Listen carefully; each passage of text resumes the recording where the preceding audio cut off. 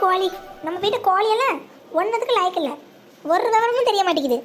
அடுத்த வீட்டில் போய் அப்படியே சும்மா மேய்ஞ்சி இருக்கிற செடி கொடியெல்லாம் தின்னுட்டு வரும்னு பார்த்தா எப்போ பாரு நம்மளே அரிசி போட வேண்டியதாக இருக்குது. நம்ம வீட்டு அரிசியை காலி பண்ணிக்கிட்டே கிடக்கு. சே சரி, அதுதான் ஒரு பக்கம் இருக்குது. அடை வச்சு குஞ்சு பொரிக்குன்னு பார்த்தா 13 முட்டை வச்சுச்சு. கடைசியில் 2 தான் குஞ்சு பொரிக்கி. இது என்னன்னு சொல்கிறது? ஒன்றும் சொல்கிறதுக்கு இல்லை. நம்ம வளர்க்குற கோழி கூட தண்டமாக தான் இருக்குது. வாய் வேற நமங்குது. இன்னைக்குன்னு பார்த்து வெத்தலை எல்லாம் காஞ்சு போயிருச்சு. ஒரு ரெட்டு வெத்தலை வாங்கிட்டு வர யாராவது வருவாங்கன்னு பார்க்குறேன். ரோட்டில் இன்னைக்குன்னு பார்த்து ஒரு பையன் போக மாட்டேங்கிறான். இன்னும் பிள்ளை ஏதாவது விளையாட வரும்னு பார்த்தா அதுங்களையும் காணும்.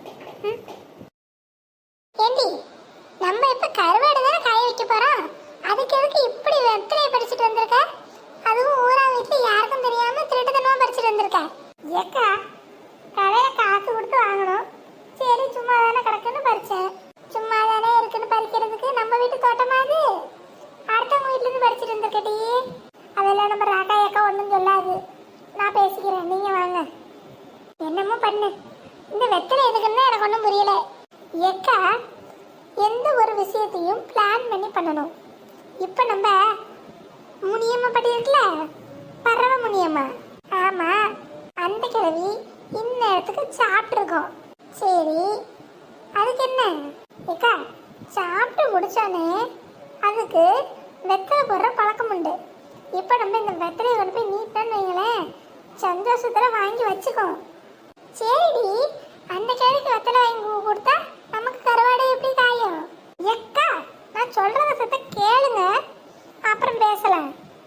இப்போ அந்த கிழவி சாப்பிட்டு முடிச்சுட்டு வெத்தலையை போட்டுட்டு நல்லா ஒரு 3 மணி நேரத்துக்கு உரக்கத்தை போடும்.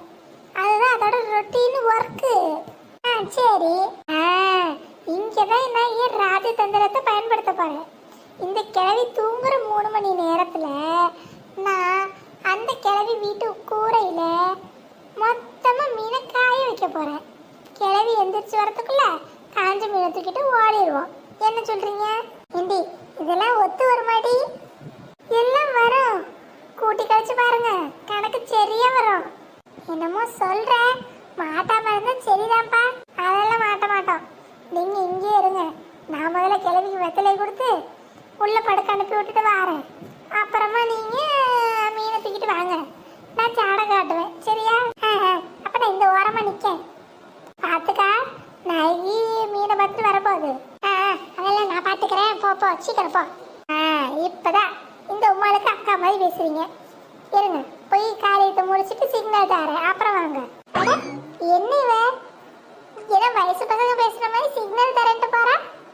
சரி கூப்பிட்டோம், போவோம். ஆஹா, நம்ம எதிர்பார்த்த மாதிரியே கிழவி வாசல்ல வெத்தலையை போட்டுட்டு தான் உட்காந்துருக்கு. சரி, இந்த வெத்தலையை கொண்டு போய் கொடுத்தான்னு வையே, போட்டுட்டு போய் உறங்கிடும். நம்ம வேலையை பார்த்துப்படணும்.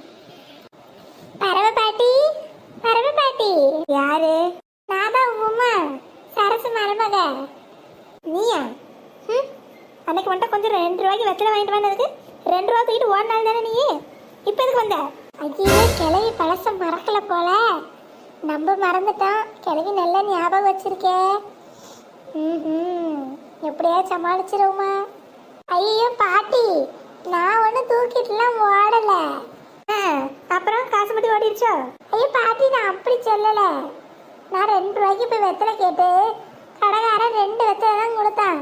அது எப்படி உங்களுக்கு பத்துன்னுதான் வெயிட் பண்ணி வீட்லயே செடியை வச்சு வெத்தலையை வளர்த்து இங்க பாத்தீங்களா அரகவடி வெத்தலை பொங்கலுக்காக எடுத்துட்டு வந்திருக்கேன். எல்லாம் நம்ம தோட்டத்துல பறிச்சது. ஐயா ஆமா, நல்லா அழகு போல இருக்கே. பரவாயில்லையே, 2 ரூபா கொடுத்து வெத்தலை வாங்காம இருந்ததுக்கு இம்புட்டு வெத்தலையா? பரவாயில்ல. இனிமே வாரம் நான் தான் உங்களுக்கு வெத்தலை சப்ளை பண்ணுவேன். பரவாயில்லையே, நான் கூட அக்கம் பக்காரத்தை உன்னை பத்தி விசாரிச்சேன். ஒருத்தி நல்ல விதமா சொல்லல. சரி, 2 ரூபா அம்பிட்டு தான் போலன்னு நினைச்சேன். உன்னை கூட 2 வாட்டி காய்ச்சி கொட்டுனேன். ஆனா பரவாயில்ல, நீ எனக்காக இம்புட்டு வெத்தலை வளர்த்து எடுத்துட்டு இருந்திருக்க. இந்த ஊர்காரிகள்லாம் நம்பவே கூடாது.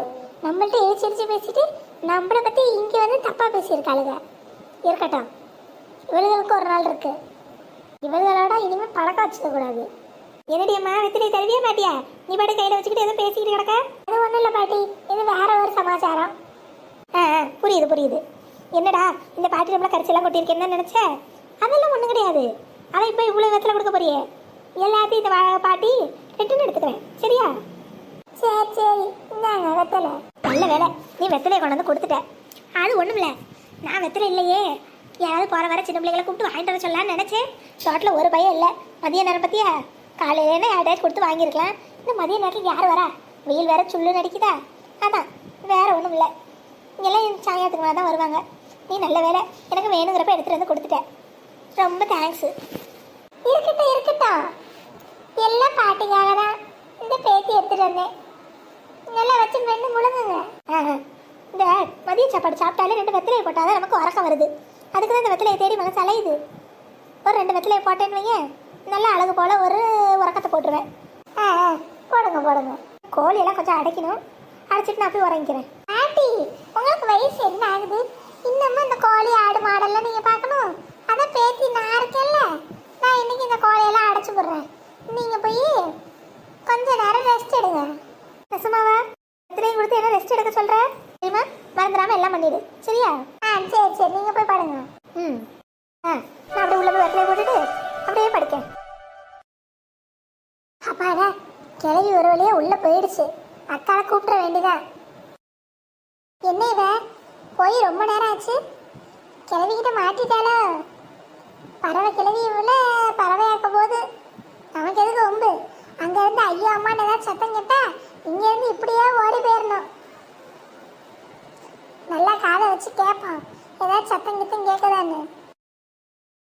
மல்லூஸ் மல்லூஸ் மல்லூஸ், இவதான் நம்மளை கூப்பிடுறா. வாரண்டி, சத்தம் போடாம வாங்க. வரேன் வரேன். அடி எங்கடி அந்த கிழவியை காணோம்? எல்லாம் உமா பார்த்துக்கிட்டா. அந்த கிழவி உள்ள போய் உறங்க போயிடுச்சு. இன்னும் 3 மணி நேரத்துக்கு நமக்கு எந்த தொந்தரவும் இல்லை. நம்ம பாட்டுக்கு ஜாலியாக நம்ம வேலையை பார்க்கலாம். கருவாட்டை காய வைக்கிறோம், காஞ்சாலும் எடுத்துட்டு போய்கிட்டே இருக்கோம். நீ நிஜமா 3 மணி நேரம் எந்திரிக்க மாட்டாங்களா? குறுக்கு எந்திரிச்சு வந்துட்டாங்கன்னா அதெல்லாம் ஒன்றும் பிரச்சனை இல்லைக்கா. இடியே விழுந்தாலும் கிளவி இடையில எந்திரிக்காது. இது அக்கம் பக்கம் இருக்கிறவங்களுக்கு மட்டும் இல்லை, இந்த ஊருக்கே தெரியும். நீங்கள் கவலைப்படாதீங்க. இன்னைக்கு நம்ம கருவாட்டை காய வச்சு எடுத்துட்டு தான் வீட்டுக்கு போகிறோம். அப்போ சரி வா வா, போய் ஒரு ஏணி எடுத்துட்டு வா. சட்டை போட்டு ஏறி கூரை மேலே கருவாட்டை காய போடுவோம். நான் போய் எடுத்துட்டு வரேன், நீங்கள் இங்கே இல்லைங்க. நம்ம மாமியார் கிழவி கொஞ்சம் அட்ஜஸ்ட் பண்ணியிருந்தா நம்ம வீட்லயே இதெல்லாம் காய வச்சு எடுத்துருக்கலாம். இப்போ இந்த மீனை தூக்கிட்டு தெரு தெருவா வீடு வீடா அலைய வேண்டியது இருக்கு. இன்னும் என்னென்ன செய்யணுமோ தெரியல. எல்லாம் இந்த கிளவி. ஒரு நாள் இந்த கருவாட்டில் கையை வைக்கிட்டோம், நானே கையை உடச்சு போடுறேன் பாரு. மக்களே, முனிமா கழுவிக்கிட்ட மாற்றமா இல்லையான்னு நாளைக்கு வீடியோல காட்டுறோம். உங்களுக்கு நம்ம சேனல் பிடிச்சிருந்தா மறக்காம லைக் பண்ணுங்க. அடுத்த வீடியோ பார்க்கணும்னா சேனலை சப்ஸ்கிரைபும் பண்ணி வச்சுக்கோங்க. பை, நெக்ஸ்ட் வீடியோல பார்ப்போம்.